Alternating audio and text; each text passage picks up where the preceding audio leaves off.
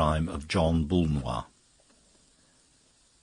Mr. Colquhoun Kidd was a very young gentleman with a very old face, a face dried up with its own eagerness, framed in blue-black hair and a black butterfly tie. He was the emissary in England of the colossal American daily called the Western Sun, also humorously described as the Rising Sunset. This was in allusion to a great journalistic declaration attributed to Mr. Kidd himself, that he guessed the sun would rise in the west yet if American citizens did a bit more hustling. Those, however, who mock American journalism from the standpoint of somewhat mellower traditions forget a certain paradox which partly redeems it. For while the journalism of the States permits a pantomimic vulgarity long past anything English, it also shows a real excitement about the most earnest mental problems, of which English papers are innocent, or rather incapable. The Sun was full of the most solemn matters treated in the most farcical way. William James figured there as well as Weary Willie, and pragmatists alternated with pugilists in the long procession of its portraits.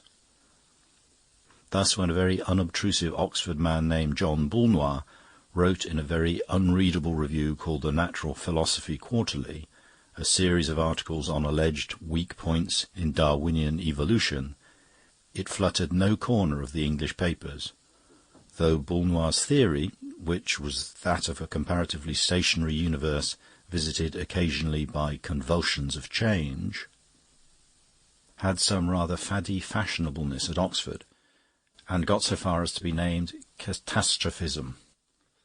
But many American papers seized on the challenge as a great event, and the Sun threw the shadow of Mr. Boulnois quite gigantically across its pages. By the paradox already noted, articles of valuable intelligence and enthusiasm were presented with headlines apparently written by an illiterate maniac. Headlines such as "Darwin chews dirt," "Critic Boulnois says he jumps the shocks," or "Keep catastrophic, says thinker Boulnois." And Mr. Colquhoun Kidd of the Western Sun was bidden to take his butterfly tie and lugubrious visage down to the little house outside Oxford, where thinker Boulnois lived in happy ignorance of such a title. That fated philosopher had consented in a somewhat dazed manner to receive the interviewer, and had named the hour of 9 that evening. The last of a summer sunset clung about Cumnor and the low wooded hills. The romantic Yankee was both doubtful of his road and inquisitive about his surroundings, and, seeing the door of a genuine feudal old country inn, the Champion Arms, standing open, he went in to make inquiries. In the bar-parlour he rang the bell, and had to wait some little time for a reply to it. The only other person present was a lean man with close red hair and loose, horsey-looking clothes, who was drinking very bad whisky, but smoking a very good cigar. The whisky, of course, was the choice brand of the Champion Arms. The cigar he had probably brought with him from London. Nothing could be more different than his cynical negligence from the dapper dryness of the young American. But something in his pencil and open notebook, and perhaps in the expression of his alert blue eye, caused Kidd to guess correctly that he was a brother journalist. "Could you do me a favour," asked Kidd, with the courtesy of his nation, "of directing me to the grey cottage where Mr. Boulnois lives, as I understand?" "It's a few yards down the road," said the red-haired man, removing his cigar. "I shall be passing it myself in a minute, but I'm going on to Pendragon Park to try and see the fun." "What is Pendragon Park?" asked Colquhoun Kidd. "Sir Claude Champion's place. Haven't you come down for that too?" asked the other pressman, looking up. "You're a journalist, aren't you?" "I have come to see Mr. Boulnois," said Kidd. "I've come to see Mrs. Boulnois," replied the other, "but I shan't catch her at home." And he laughed rather unpleasantly. "Are you interested in catastrophism?" asked the wondering Yankee. "I'm interested in catastrophes, and there are going to be some," replied his companion gloomily. "Mine's a filthy trade, and I never pretend it isn't." With that he spat on the floor. Yet somehow, in the very fact and instant, one could realise that the man had been brought up as a gentleman. The American pressman considered him with more attention. His face was pale and dissipated, with the promise of formidable passions yet to be loosed, but it was a clever and sensitive face. His clothes were coarse and careless, but he had a good seal ring on one of his long, thin fingers. His name, which came out in the course of talk, was James Dalroy. He was the son of a bankrupt Irish landlord, and attached to a pink paper which he heartily despised, called Smart Society, in the capacity of reporter and of something painfully like a spy. Smart Society, I regret to say, felt none of that interest in Bull Noir on Darwin which was such a credit to the head and hearts of the Western Sun. Dalroy had come down, it seemed, to snuff up the scent of a scandal which might very well end in the divorce court, but which was at present hovering between Grey Cottage and Pendragon Park. Sir Claude Champion was known to the readers of the Western Sun as well as Mr. Bull Noir. So were the Pope and the Derby winner. But the idea of their intimate acquaintanceship would have struck Kidd as equally incongruous. He had heard of, and written about, nay, falsely pretended to know Sir Claude Champion as one of the brightest and wealthiest of England's upper ten, as the great sportsman who raced yachts around the world, as the great traveller who wrote books about the Himalayas, as the politician who swept constituencies with a startling sort of Tory democracy, and as the great dabbler in art, music, literature, and above all acting. Sir Claude was really magnificent in other than American eyes. There was something of the Renaissance prince about his omnivorous culture and restless publicity. He was not only a great amateur, but an ardent one. There was in him none of that antiquarian frivolity that we convey by the word dilettante. That faultless falcon profile with purple-black Italian eye, which had been snapshot so often for Smart Society and the Western Sun, gave everyone the impression of a man eaten by ambition as by a fire or even a disease.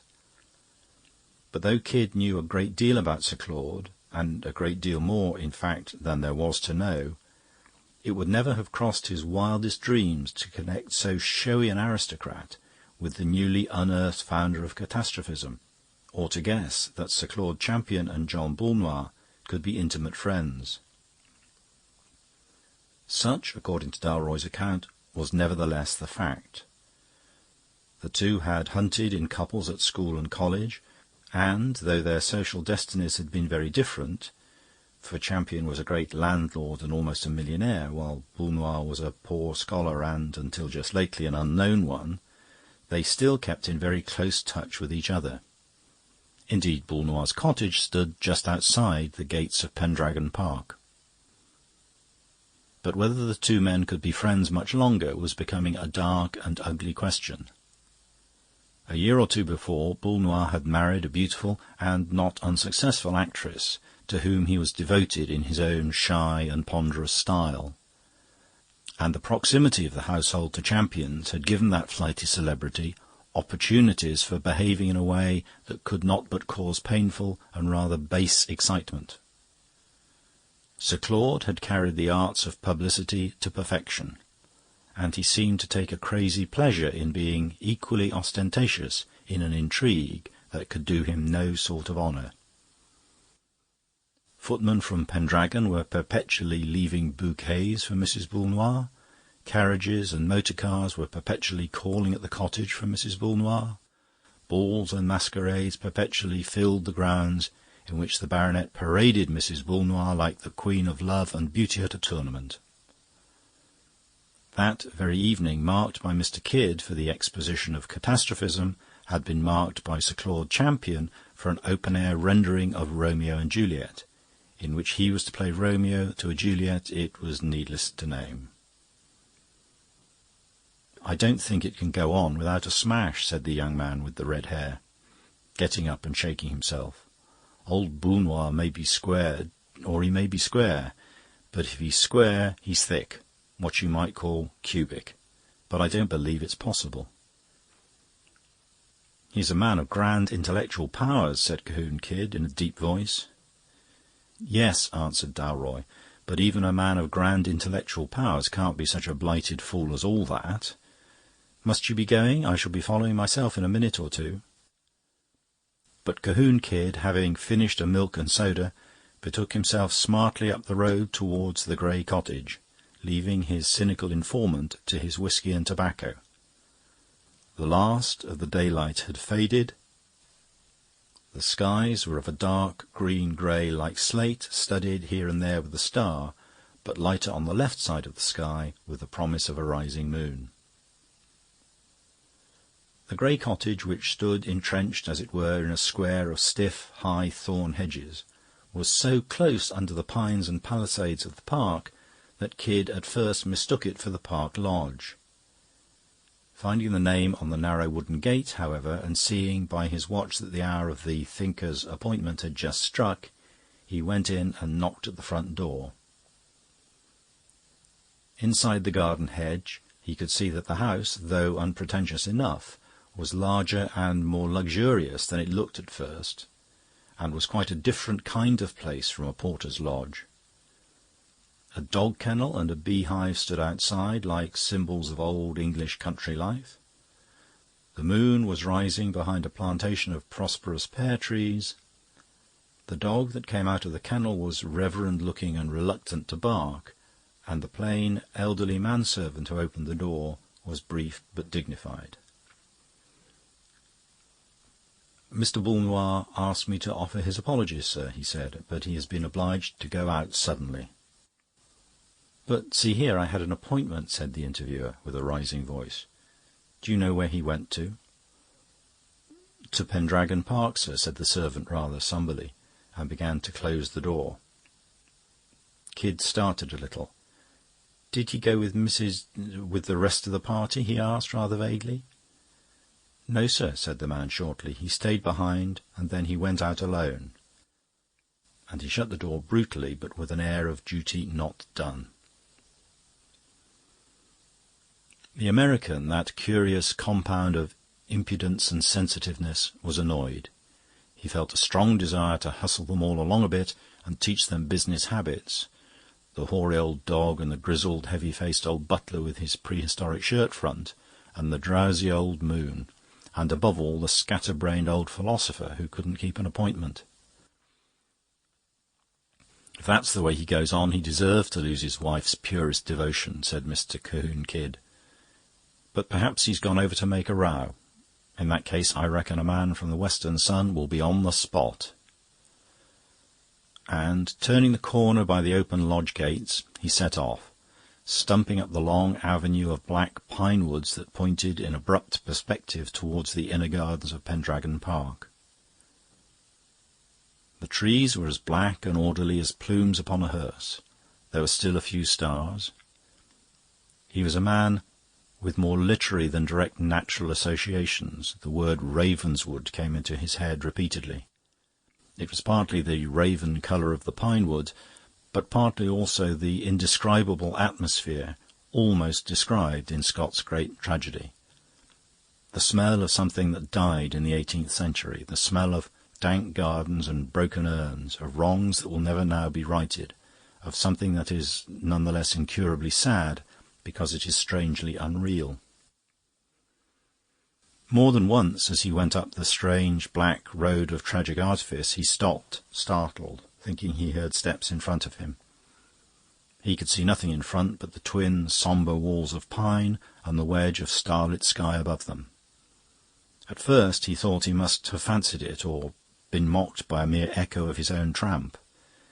But as he went on, he was more and more inclined to conclude, with the remains of his reason, that there really were other feet upon the road.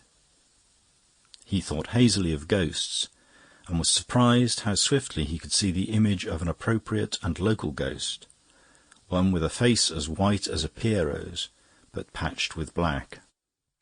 The apex of the triangle of dark blue sky was growing brighter and bluer, but he did not realize as yet that this was because he was coming nearer to the lights of the great house and garden. He only felt that the atmosphere was growing more intense. There was in the sadness more violence and secrecy, more, he hesitated for the word, and then said it with a jerk of laughter, catastrophism. More pines, more pathway slid past him, and then he stood rooted as by a blast of magic. It is vain to say that he felt as if he had got into a dream, but this time he felt quite certain that he had got into a book. For we human beings are used to inappropriate things. We are accustomed to the clatter of the incongruous. It is a tune to which we can go to sleep. If one appropriate thing happens, it wakes us up like the pang of a perfect chord. Something happens such as would have happened in such a place in a forgotten tale. Over the black pinewood came flying and flashing in the moon a naked sword, such a slender and sparkling rapier as may have fought many an unjust duel in that ancient park. It fell on the pathway far in front of him, and lay there glistening like a large needle. He ran like a hare and bent to look at it. Seen at close quarters, it had rather a showy look. The big red jewels in the hilt and guard were a little dubious, but there were other red drops upon the blade which were not dubious. He looked round wildly in the direction from which the dazzling missile had come, and saw that at this point the sable facade of fir and pine was interrupted by a smaller road at right angles, which, when he turned it, brought him in full view of the long, lighted house, with a lake and fountains in front of it. Nevertheless, he did not look at this, having something more interesting to look at. Above him, at the angle of the steep green bank of the terrace garden, was one of those small, picturesque surprises common in the old landscape gardening, a kind of small round hill or dome of grass, like a giant molehill, ringed and crowned with 3 concentric fences of roses, and having a sundial in the highest point in the centre. Kid could see the finger of the dial stand up dark against the sky like the dorsal fin of a shark, and the vain moonlight clinging to that idle clock. But he saw something else clinging to it also, for one wild moment: the figure of a man. Though he saw it there only for a moment, though it was outlandish and incredible in costume, being clad from neck to heel in tight crimson with glints of gold, yet he knew in one flash of moonlight who it was. That white face flung up to heaven, clean-shaven and so unnaturally young, like Byron with a Roman nose, those black curls already grizzled. He had seen the 1,000 public portraits of Sir Claude Champion. The wild red figure reeled an instant against the sundial. The next it had rolled down the steep bank and lay at the American's feet, faintly moving one arm. A gaudy, unnatural gold ornament on the arm suddenly reminded Kid of Romeo and Juliet. Of course, the tight crimson suit was part of the play, but there was a long red stain down the bank from which the man had rolled that was not part of the play. He had been run through the body. Mr. Cahoon Kid shouted and shouted again. Once more he seemed to hear phantasmal footsteps, and started to find another figure already near him. He knew the figure, and yet it terrified him. The dissipated youth who had called himself Dalroy had a horribly quiet way with him. If Boulnois failed to keep appointments that had been made, Dalroy had a sinister air of keeping appointments that hadn't. The moonlight discoloured everything. Against Dalroy's red hair his wan face looked not so much white as pale green. All this morbid impressionism must be Kid's excuse for having cried out, brutally and beyond all reason, "Did you do this, you devil?" James Dalroy smiled his unpleasing smile, but before he could speak the fallen figure made another movement of the arm, waving vaguely towards the place where the sword fell. Then came a moan, and then it managed to speak. "Boulnois, Boulnois, I say, Boulnois did it. Jealous of me. He was jealous. He was... Kid bent his head down to hear more, and just managed to catch the words, "Boulnois, with my own sword. He threw it..." Again the failing hand waved towards the sword, and then fell rigid with a thud. In Kidd rose from its depth all that acrid humour that is the strange salt of the seriousness of his race. "See here," he said sharply and with command, "you must fetch a doctor. This man's dead." "And a priest, too, I suppose," said Dalroy in an undecipherable manner. "All these champions are papists." The American knelt down by the body, felt the heart, propped up the head, and used some last efforts at restoration. But before the other journalist reappeared, followed by a doctor and a priest, he was already prepared to assert they were too late. "Were you too late also?" asked the doctor, a solid, prosperous-looking man, with conventional moustache and whiskers, but a lively eye, which darted over Kidd dubiously. "In one sense," drawled the representative of the Sun, "I was too late to save the man, but I guess I was in time to hear something of importance. I heard the dead man denounce his assassin." "And who was the assassin?" asked the doctor, drawing his eyebrows together. "Boule Noir," said Cahoon Kidd, and whistled softly. The doctor stared at him gloomily with a reddening brow, but he did not contradict. Then the priest, a shorter figure in the background, said mildly, "I understood that Mr. Boule Noir was not coming to Pendragon Park this evening." "There again," said the Yankee grimly, "I may be in a position to give the old country a fact or two. Yes, sir, John Boule Noir was going to stay in all this evening. He fixed up a real good appointment there with me. But John Boule Noir changed his mind. John Boule Noir left his home abruptly and all alone, and came over to this darn park an hour or so ago. His butler told me so. I think we hold what the all-wise police call a clue. Have you sent for them?" "Yes," said the doctor, "but we haven't alarmed anyone else yet." "Does Mrs. Boule Noir know?" asked James Dalroy, and again Kidd was conscious of an irrational desire to hit him on his curling mouth. "I've not told her," said the doctor gruffly. "But here come the police." The little priest had stepped out into the main avenue, and now returned with the fallen sword, which looked ludicrously large and theatrical when attached to his dumpy figure, at once clerical and commonplace. "Just before the police come," he said apologetically, "has anyone got a light?" The Yankee journalist took an electric torch from his pocket, and the priest held it close to the middle part of the blade, which he examined with blinking care. Then, without glancing at the point or pommel, he handed the long weapon to the doctor. "I fear I'm no use here," he said with a brief sigh. "I'll say good night to you, gentlemen." And he walked away up the dark avenue towards the house, his hands clasped behind him and his big head bent in cogitation. The rest of the group made increased haste towards the lodge gates, where an inspector and 2 constables could already be seen in consultation with the log-keeper. But the little priest only walked slower and slower in the dim cloister of pine, and at last stopped dead on the steps of the house. It was his silent way of acknowledging an equally silent approach, for there came towards him a presence that might have satisfied even Cahoon Kidd's demands for a lovely and aristocratic ghost. It was a young woman in silvery satins of a Renaissance design. She had golden hair in 2 long shining ropes, and a face so startlingly pale between them that she might have been chryselephantine, made, that is, like some old Greek statues, out of ivory and gold. But her eyes were very bright, and her voice, though low, was confident.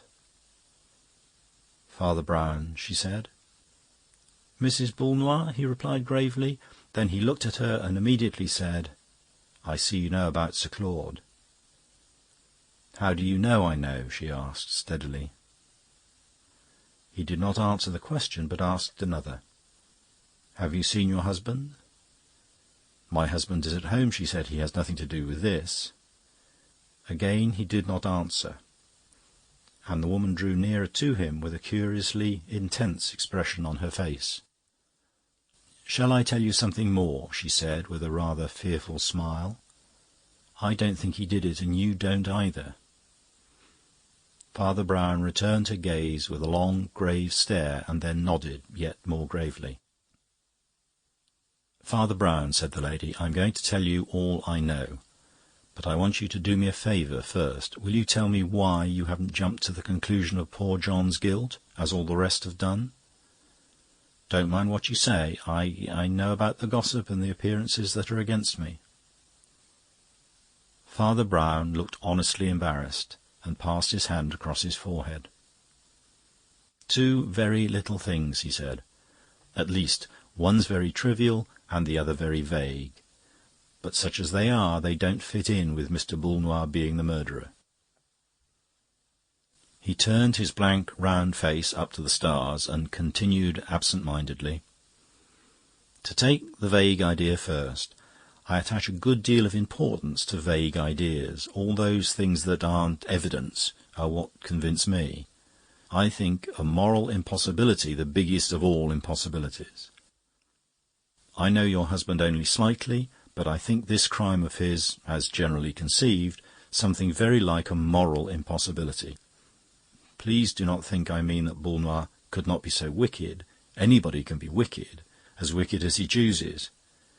We can direct our moral wills, but we can't generally change our instinctive tastes and ways of doing things. Boulnois might commit a murder, but not this murder. He would not snatch Romeo's sword from its romantic scabbard, or slay his foe on the sundial as on a kind of altar, or leave his body among the roses, or fling the sword away among the pines.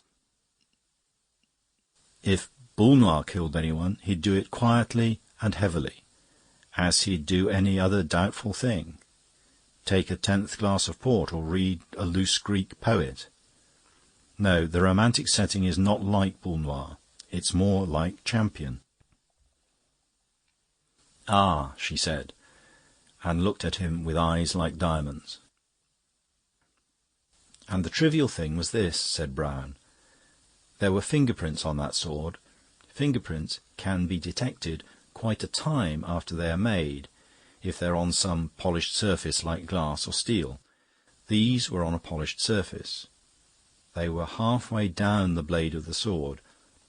Whose prints they were, I have no earthly clue. But why should anybody hold a sword half-way down? It was a long sword, but length is an advantage in lunging at an enemy, at least at most enemies, at all enemies except one." "Except one," she repeated. "There is only one enemy," said Father Brown, "whom it is easier to kill with a dagger than a sword." "I know," said the woman, "oneself." There was a long silence, and then the priest said quietly but abruptly, "Am I right, then? Did Sir Claude kill himself?" "Yes," she said, with a face like marble. "I saw him do it." "He died," said Father Brown, "of love for you?" An extraordinary expression flashed across her face, very different from pity, modesty, remorse, or anything her companion had expected. Her voice became suddenly strong and full. "I don't believe," she said, "he ever cared about me a rap. He hated my husband." "Why?" asked the other, and turned his round face from the sky to the lady. "He hated my husband because... It's so strange, I hardly know how to say it. Because..." "Yes," said Brown patiently. "Because my husband wouldn't hate him." Father Brown only nodded, and seemed still to be listening. He differed from most detectives in fact and fiction in a small point. He never pretended not to understand when he understood perfectly well. Mrs. Boulnois drew near once more with the same contained glow of certainty. "My husband," she said, "is a great man. Sir Claude Champion was not a great man. He was a celebrated and successful man. My husband has never been celebrated or successful, and it is the solemn truth that he has never dreamed of being so. He no more expects to be famous for thinking than for smoking cigars. On all that side he has a sort of splendid stupidity. He has never grown up. He still liked Champion exactly as he'd liked him at school. He admired him as he would admire a conjuring trick done at the dinner-table. But he couldn't be got to conceive the notion of envying Champion. And Champion wanted to be envied. He went mad and killed himself for that. "Yes," said Father Brown, "I think I begin to understand." "Oh, don't you see?" she cried. "The whole picture is made for that. The place is planned for it. Champion put John in a little house at his very door, like a dependent, to make him feel a failure. He never felt it. He thinks no more about such things than an absent-minded lion.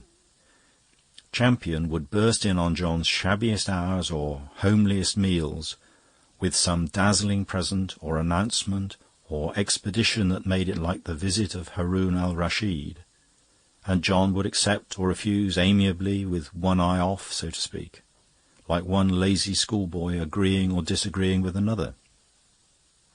After 5 years of it, John had not turned a hair, and Sir Claude Champion was a monomaniac. "And Haman began to tell them," said Father Brown, "of all the things wherein the king had honoured him. And he said, All these things profit me nothing, while I see Mordecai the Jew sitting in the gate." "The crisis came," Mrs. Boulnois continued, "when I persuaded John to let me take down some of his speculations and send them to a magazine. They began to attract attention, especially in America, and one paper wanted to interview him. When Champion, who was interviewed nearly every day, heard of this late little crumb of success falling to his unconscious rival, the last link snapped that held back his devilish hatred. Then he began to lay that insane siege to my own love and honour, which has been the talk of the Shire. You will ask me why I allowed such atrocious attentions. I answer that I could not have declined them except by explaining to my husband, and there are some things a soul cannot do, as the body cannot fly. Nobody could have explained to my husband, nobody could do it now. If you say to him in so many words, 'Champion is stealing your wife,' he would think the joke a little vulgar. That it could be anything but a joke, that notion could find no crack in his great skull to get in by. Well, John was to come and see us act this evening, but just as we were starting he said he wouldn't. He had got an interesting book and a cigar. I told this to Sir Claude, and it was his death-blow. The monomaniac suddenly saw despair. He stabbed himself, crying out like a devil that Boulnois was slaying him. He lies there in the garden, dead of his own jealousy to produce jealousy, and John is sitting in the dining-room reading a book." There was another silence, and then the priest said, "There is only one weak point, Mrs. Boulnois, in all your very vivid account. Your husband is not sitting in the dining-room reading a book. That American reporter told me he had been to your house, and your butler told him Mr. Boulnois had gone to Pendragon Park after all." Her bright eyes widened to an almost electric glare, and yet it seemed rather bewilderment than confusion or fear. "Why, what do you mean?" she cried. "All the servants were out of the house seeing the theatricals, and we don't keep a butler, thank goodness." Father Brown started and spun half round like an absurd teetotum. What?" he cried, seeming galvanized into sudden life. "Look here, I say, can I make your husband hear if I go to the house?" "Oh, the servants will be back by now," she said, wondering. Right, rejoined the cleric energetically, and set off scuttling up the path towards the park gates. He turned once to say, "Better get hold of that Yankee, or 'Crime of John Boulnois' will be all over the Republic in large letters." "You don't understand," said Mrs. Boulnois. "He wouldn't mind. I don't think he imagines that America really is a place." When Father Brown reached the house with the beehive and the drowsy dog, a small and neat maidservant showed him into the dining-room, where Boulnois sat reading by a shaded lamp, exactly as his wife had described him. A decanter of port and a wine-glass were at his elbow, and the instant the priest entered he noted the long ash stand out unbroken on his cigar. "He has been here for half an hour at least," thought Father Brown. In fact, he had the air of sitting where he had sat when his dinner was cleared away. "Don't get up, Mr. Boulnois," said the priest in his pleasant, prosaic way.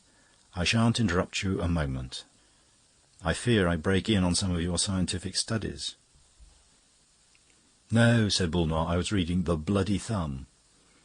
He said it with neither frown nor smile, and his visitor was conscious of a certain deep and virile indifference in the man which his wife had called greatness. He laid down a gory yellow shocker without even feeling its incongruity enough to comment on it humorously. John Boulnois was a big, slow-moving man with a massive head, partly grey and partly bald, and blunt, burly features. He was in shabby and very old-fashioned evening dress, with a narrow triangular opening of shirt-front. He had assumed it that evening in his original purpose of going to see his wife act Juliet. "I won't keep you long from The Bloody Thumb or any other catastrophic affairs," said Father Brown, smiling.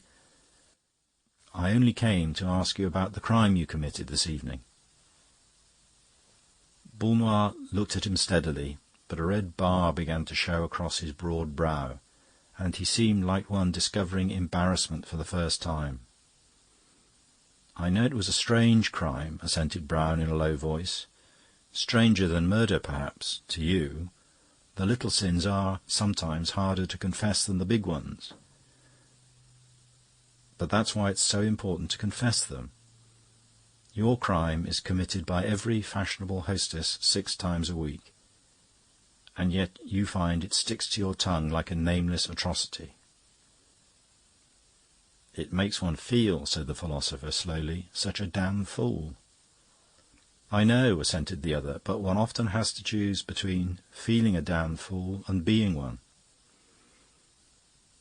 "I can't analyse myself well," went on Boulnois, "but sitting in that chair with that story I was as happy as a schoolboy on a half-holiday.